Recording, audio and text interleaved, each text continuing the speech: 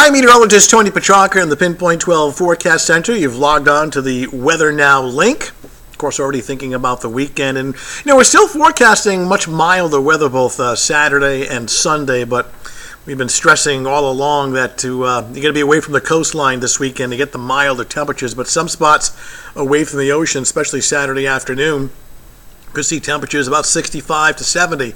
So something to look forward to. In the meantime, we're still cool, obviously, but we're dry.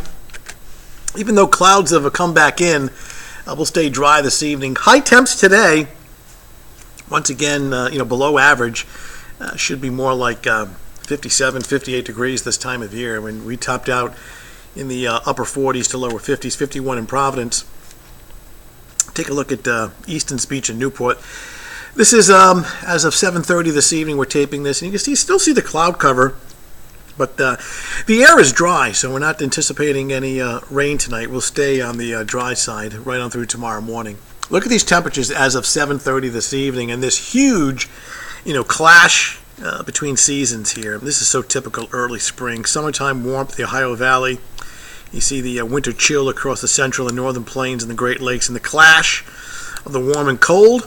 Well, that sets the stage for big storms, and you can clearly see this huge counterclockwise swirl. Note the comma shape to the cloud structure. That's always kind of just a textbook example of what a real strong storm is like. This is an all-out blizzard snowstorm out across the central and northern plains, and then along this cold front, showers and some thunderstorms. So this is the area of low pressure intensifying, and we'll be tracking this general direction through the Great Lakes. What will happen is the cold front attached to this storm system will eventually make it into southern New England, but not until Friday night, and it will, at that time, bring in some rain showers Friday night. In the meantime, some of the cloudiness from the storm has been spilling over into New England for this evening, but dry clouds not producing any precipitation.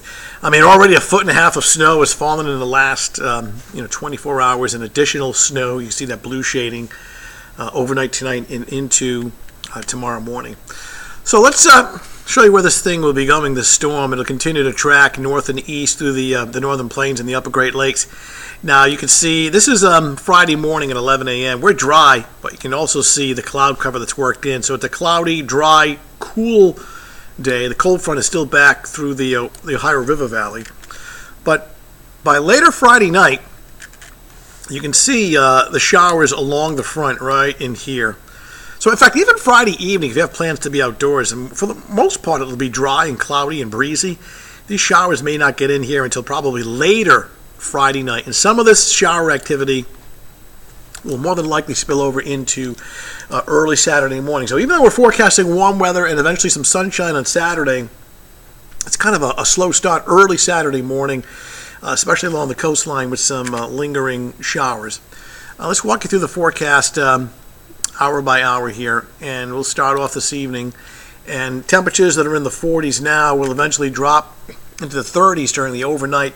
So by tomorrow morning, 7 a.m., any filtered sunshine giving way to increasing clouds. It'll start off in the upper 30s to low 40s. But with so much cloud cover that we're anticipating, and it really won't help the sun to warm things up too much, we're thinking only 45 to 50 during the afternoon. Ironically, the mildest weather on Friday may actually come later Friday night. It's staying dry during the day, and then notice Friday evening, Friday night, especially Friday night late. This is almost midnight. You start to see some of these showers off to our west that'll be working in. And yeah, look at this. At 11 o'clock it's 56 degrees. So the high temperature on Friday may actually go down at 11 o'clock at night rather than 2 o'clock in the afternoon. So kind of a backwards setup there. For this evening, looking at just cloudy, cool, dry conditions. Temperatures initially in the lower 40s, and then during the morning tomorrow, increasing clouds, dry, cool, starting off in the upper 30s to low 40s, and cool during the afternoon. And again, the high temperatures won't occur during the afternoon, but rather Friday night. But we should top out upper 40s to around 50, and staying mainly on the dry side. All right, 7-day forecast. Here comes the warm-up for the weekend, especially Saturday. Now we'll take Saturday apart. And notice we've got some showers, a kind of a damp, mild start early Saturday morning. Be patient. It may take until noon or late morning, early afternoon for the sun to break through. But once that happens, inland areas getting up to about 65 to 70. and I would say at least 10 degrees cooler along the south shore. We'll talk more about that in just a second. Excuse me, allergies. Tree pollen is up today. Sunday is a mild day as well. Temps in the mid-60s. Any hazy sun giving way to increasing clouds, mild temps. Still thinking the showers holding off until either late afternoon or early evening, but certainly Sunday evening, Sunday night, and that wet weather will spill over into Marathon Monday, especially during the morning. It's probably the heavier rain Monday morning. It'll be more showery Monday afternoon, but unfortunately a wet Boston Marathon.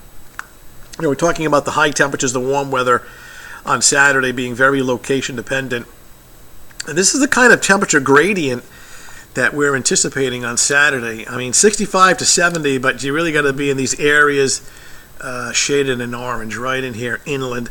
Along the coastline, we're thinking about 55 to 60. In fact, it wouldn't surprise me if even on Saturday afternoon, while the sun is breaking out in inland areas, the clouds may linger a while longer, right along the immediate shoreline and just offshore. And then those two reasons, the sea breeze and perhaps the extra clouds near the coast, will keep the temperatures cooler while it's brighter and a lot warmer across inland areas. So, all weather is location dependent. It depends on where you are, but more so in terms of the temperature this weekend as far as the coastline versus inland areas.